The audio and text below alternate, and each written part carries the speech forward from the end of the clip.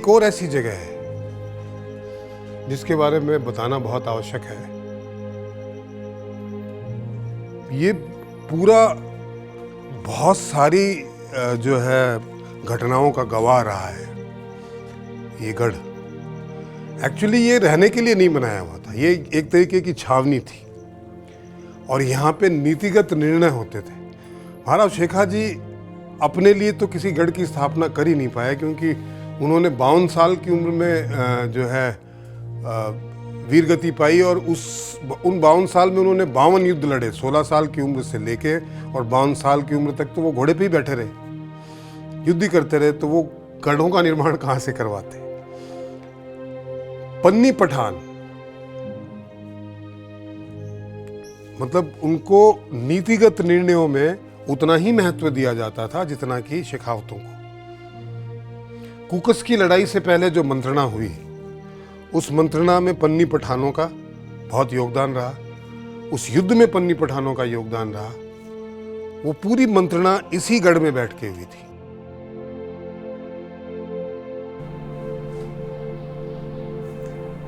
महाराज शेखा जी के प्रथम विजय अभियान के बाद अभी उनका ध्यान बागड़ प्रदेश की तरफ गया। बागड़ प्रदेश उस वक्त कैम्प खानियों के अधिपत्य में था। कैम्प खानियों के विषय में बात बताना चाहूँगा, जिक्र करना चाहूँगा। चूरू के उस वक्त ददरवा में स्थापित चौहान राजाओं को मोटेराव चौहान का राज्य था, उसके पुत्र कयाम सिंह को लोधी ने उठाकर मुसलमान बना दिया, अपने भतीजे से शादी करवाई। विक्रम संवत 1491 में उनको हिसार का गवर्नर बना दिया था। उसके 4 पुत्र थे, बड़े बलशाली थे। पहला मोहम्मद खां जिसने कि झुंझुनू स्थापित की, ताज खां ने फतेहपुर स्थापित किया, इख्तियार खां ने झुंझुनू के आसपास के जो और क्षेत्र हैं यहाँ पर किया, और चौथा जो इनका पुत्र बहुत शक्तिशाली, ये नारनौल का बाद में आकर के नवाब बना। ये बहुत शक्तिशाली था, गर्विला था और इसकी शक्ति इतनी बढ़ी हुई थी कि लोधी भी इसे डरता था, इसके टकराव को वो टालना चाहता था। ये अपने आप को चौहान के लिए बड़ा गर्वित महसूस करता था। सामाजिक स्थिति को अगर देखें तो उस वक्त इसका अधिपत्य दूसरे राजपूत राजाओं पर भारी पड़ रहा था। इसके आसपास के क्षेत्र में जाटू तंवर थे जो इसके मित्र थे, वो डाका डालते थे और ये उसके मित्र होने के नाते, क्योंकि राजपूत क्षेत्र में डाका डालते थे इसलिए वो कुछ नहीं कहता था। बाकी और नीम का थाना या पाटन के तंवर थे जो शेखा जी के रिश्तेदार भी थे। बैराठ के चौहान थे, ये भी शेखा जी के दोस्त थे। डाडा फतेहपुरा त्योंदा के निर्माण थे, ये शेखा जी के मामा थे। इन सबको वो बहुत तंग करता था। इस विषय में लेकर भांति भांति की थी, वो चाहता था कि कोई उससे टकराए। इस विषय में एक ऐतिहासिक एक रिकॉर्डेड एक जिक्र है कि लोधी के पास कुछ घोड़े अरब से आ रहे थे, नारनौल के पास उन्होंने घोड़ों का पड़ाव दिया। उनमें से इसने 9 घोड़े छांट लिए ताकि लोधी उसे एक ऑब्जेक्शन करे, उसे टकराए। वो ये चाहता था इस बात के लिए।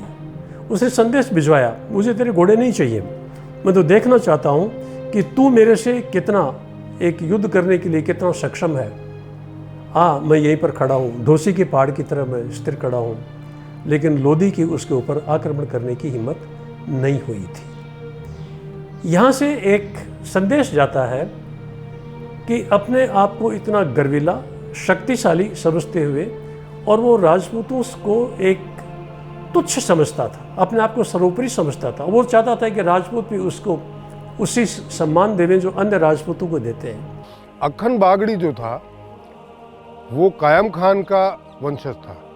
उनका राज हिसार से लेके नारनौल, सतनाड़ी, और ये बहुत ही उदंड किस्म का जो है वो शासक था। इसने एक नियम बनाया हुआ था कि जो भी इसके महल के नीचे से निकलेगा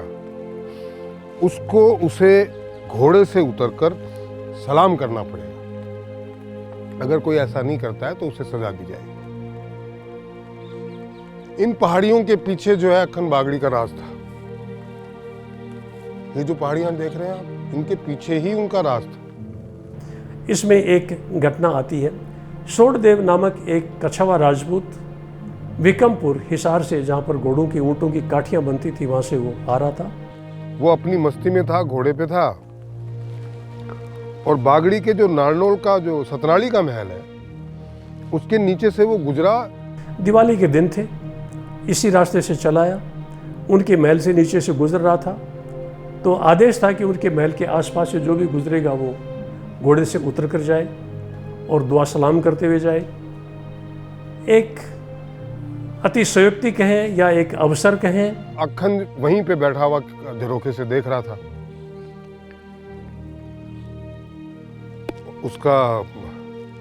उसने सलाम नहीं किया, घोड़े से नहीं उतरा, तो उसको पकड़वा लिया गया। अब सब क्या किया गया, उसे पकड़ने के बाद उसे महल में बुलाया गया, दरबार में। उससे कहा गया कि पगड़ी निकालो। उसने मना कर दिया।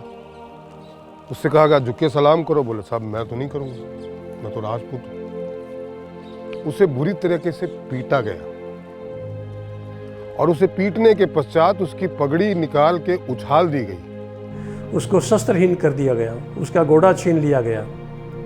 इस पर वो बड़ा क्षुब्ध था और वो नंगे सिर,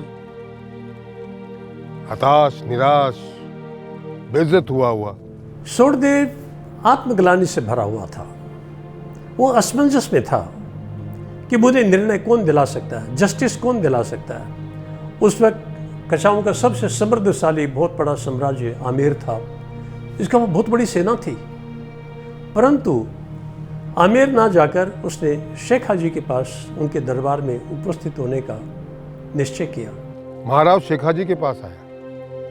वो आमेर रियासत में नहीं गया, जो कच्छाओं की सबसे बड़ी रियासत थी और शक्तिशाली रियासत थी, उसके पास नहीं गया। शेख हाजी को अपनी पूरी आत्मग्लानि से भरी हुई पूरी वारदात उसको सामने जिक्र की। मेरी आपसे इल्तिजा है, मेरी आपसे दरखास्त है, विनती है कि अखन बागड़ी से इस बात का बदला जरूर लिया जाए। शेख हाजी बड़े क्रोधित हुए। अक्खन के काले कारनामों की सूची शेख हाजी के पास पहुंचती रहती थी, परंतु अचानक सूर्यदेव के जाने से एक दरबार में हलचल मच गई, एक चर्चा का विषय बन गया। इस पर तुरंत शेख हाजी ने अपने काकाओं की, अपने सेना नायकों की, सबकी एक सभा बुलाई, मंत्रणा हुई कि क्या किया जाए। सबकी एक ही राय थी कि साहब ऐसे उद्दंड आदमी को जितनी जल्दी हो सजा देनी चाहिए। सजा देने का एक ही था कि उनके पास जितना शीघ्रता हो हमला किया जाए। अब हमला करना है तो बड़ी एक सोची समझी एक नियत, एक योजनाबद्ध करनी पड़ेगी, क्योंकि अक्खन कोई मामूली आदमी नहीं था। अब शेख हाजी से उसके पास में जो शक्ति थी वो सवागुनी ज्यादा थी, परंतु शेख हाजी की युद्ध नीति थी, उनका प्रशिक्षण, उनके जो एक वीर योद्धा, वो भी किसी से कम नहीं थे। फिर भी शेख हाजी को इस प्रकार का एक चांस नहीं लेना चाहते थे, तो इसके लिए उन्होंने एक रणनीति तैयार की। उसकी पूरी गतिविधियां देखी, उनका बौद्धिक स्तर देखा, उनके व्यूह रचनाओं का अध्ययन किया। अक्खन का सबसे शक्तिशाली व्यूह रचना उसका बाज व्यूह हुआ करती थी, और उसका एक ड्रिल इस प्रकार से एक शामिल थी। उसके विंग्स थे, वो उन विंग्स में सारी शक्ति उनके पंखों में, उनकी जो संधि है वहाँ पर होती थी, और बीच में वो खुद खड़ा होता था। शत्रु पर आक्रमण करता था तो एक तरफ से जब एक पंख गया तो वो एक पीछे हटता है, एक आगे आता है, एक पीछे हटता है, एक आगे आता है, और स्वयं आगे बढ़ करके शत्रु पर हावी हुआ करता था। और शत्रु पर जब वो हावी होता था, दोनों पंखों के बीच में घेर करके और उसको साफ कर दिया करता था। सबसे पहले उन्होंने, शेख हाजी ने इस रणनीति भी निश्चय किया कि हम यहाँ से दूर है, चलकर जाएंगे, रसद का सामान चाहिए। उन्हें बंजारों को बुलाया। साहब ये बंजारे थे जो बाढ़ लेकर चला करते थे। उन्होंने कहा कि हम फला जगह पहुँचेंगे, आप अपना राशन पानी बैलों के ऊपर छोटी छोटी थैलियाँ बना करके डाल दिया गया। उनकी जो एक युद्ध का एक किचन थी, जिसको पर लंगर बोलते हैं, लंगर छकड़ों में उनके लिए साथ में रवाना कर दिया गया, स्थान दे दिए गए। और अब यहाँ से उन्होंने एक मंत्रणा के द्वारा किया कि युद्ध करें तो कैसे, किस प्रकार से करें। यहाँ इन्होंने निर्वाणों के पास मैसेज भिजवा दिया, तंवरों के पास समाचार युद्ध के नगारे भेज दिए कि आप आओ, और सबको एक जगह दे दी कि आप गोगाजी की बड़ी में आकर आप हमसे मिलें, क्योंकि शेखा जी का ये पूरा क्षेत्र बचपन से जाना पहचाना था, क्योंकि उनका 12 वर्ष का समय इसी क्षेत्र में गुजरा था। त्योंदा के ठीक 1 कोस पूर्व में गोगाजी की बड़ी एक छोटी जंगलात थी। मंदिर के पास उसके पश्चिमी भाग में एक बहुत बड़ा एक तालाब था। उस तालाब पर जहाँ पानी प्रचुर मात्रा में था और घना एक झाड़ू का एक जंगल था, वहाँ पर उन्होंने अपना पड़ाव दिया और ये सब लोग इकट्ठे हुए। यहाँ पर इन्होंने अभी अपनी दूसरी मंत्रणा की कि उनका एक आकलन किया, उसकी शक्ति का आकलन किया, उनकी युद्ध की एक युद्ध विशारद उनकी एक योजना थी, उसका आकलन किया और एक समय निश्चित कर दिया गया। बहुत अध्ययन किया कि कौन सी तारीख थी, मैं उसका पता करूं, लेकिन एक तारीख का, एक तिथि का पता नहीं लग सका। लेकिन इतना निश्चित था कि ये युद्ध दिवाली के लगभग 1.5 महीने बाद हुआ।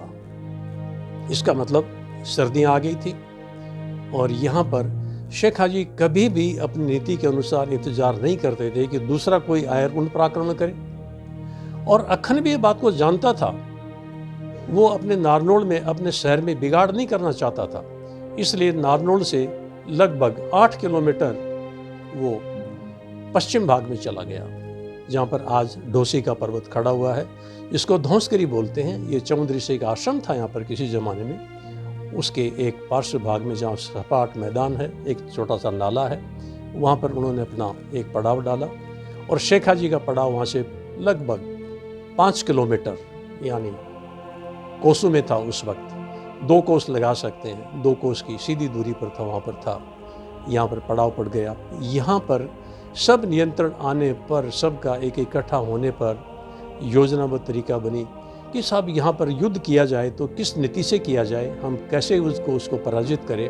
ये सब नीति का निर्धारण यहाँ पर इस वक्त हुआ था। कर्नल साहब ने अपनी पुस्तक में भी और अपने वक्तव्य में भी, अपने इंटरव्यू में भी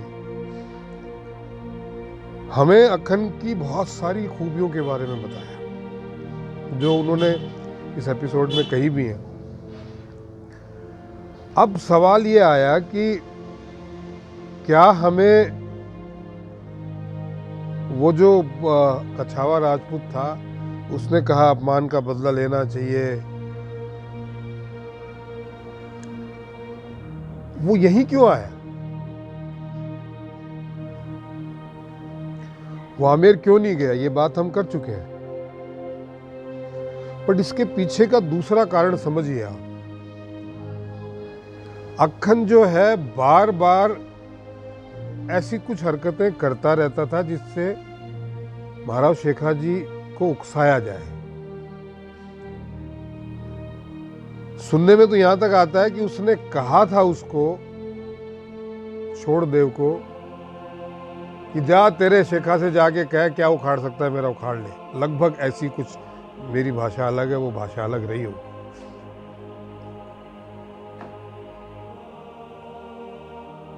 क्या इसे एक चैलेंज माना जाए? देखिए, युद्ध जो होते हैं उकसावे पे नहीं होते हैं।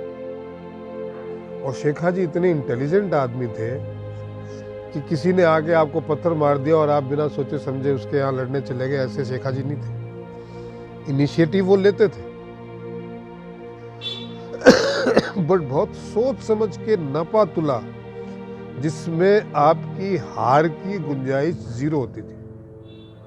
तभी तो इतने युद्ध जीते उन्होंने। मंत्रणा की गई, मंत्रणा में ये डिसाइड हुआ कि भाई क्या अटैक किया जाए उस पे या ना किया जाए। वैचारिक तौर पे सभी सामंतों का, काकाओं का मानना था कि ये बहुत उदंड है, इसको दंड दिया ही जाना चाहिए, इससे सब राजपूत परेशान है। ये वैचारिक तौर पे। बट प्रैक्टिकली उसने उकसाया है, वो अपनी तैयारियों के साथ में है, तो क्या उसके उकसावे में आना चाहिए? क्या युद्ध अभी करना चाहिए या कुछ समय पश्चात करना चाहिए? क्या कुछ समय पश्चात करेंगे तो उसे अपने आप को प्रिपेयर करने का और टाइम नहीं मिलेगा? या उसे अभी युद्ध करके उसको चौंका दिया जाना चाहिए कि वो अपनी अब जिन तैयारियों को करने के लिए, अगर आप आज हम उसको अनाउंस करते हैं, वो पता चला तैयारी करने में लगा हुआ है और हमसे पहले उसी ने अटैक कर दिया, क्या उसे ये मौका देना चाहिए? इन सारी बातों को गौर करते हुए इस मौके का फायदा कैसे उठाया जाए, इस बात को उठा के कि भाई उसने एक हमारे कच्छावा राजपूत का घोर अपमान किया है, उसका बदला लेने के लिए हम तुम्हें सजा देने के लिए आ रहे हैं, तो समाज में भी एक संदेश जाता है ना। अपनी सेना को, अपने साथियों को वहां पे एकत्रित किया और ये निश्चित किया कि अक्खन से युद्ध किया जाए। अब इस युद्ध के बारे में हम जानेंगे अगले एपिसोड में पूरी तरह विस्तार से। ये बहुत ही रोचक युद्ध हुआ था, बहुत ही भयंकर रोचक युद्ध हुआ था। इसके बारे में हम आपसे अगले एपिसोड में बात करेंगे। जय गोपीनाथ जी की। तो कच्छावों में और गौड़ों के सैनिकों में यहाँ भयंकर युद्ध हुआ। चूंकि कच्छावा सैनिक जो थे, वो जो बराती थे, वो संख्या बल में बहुत कम थे, तो वो युद्ध करते हुए वीर गति को प्राप्त हुए। और वो जो छत्राणी है, उसने अपने पति का यहीं दाह संस्कार किया और उसके पश्चात यहाँ की एक मुट्ठी रेत वो अपने पल्लू में बांध के लेके गई।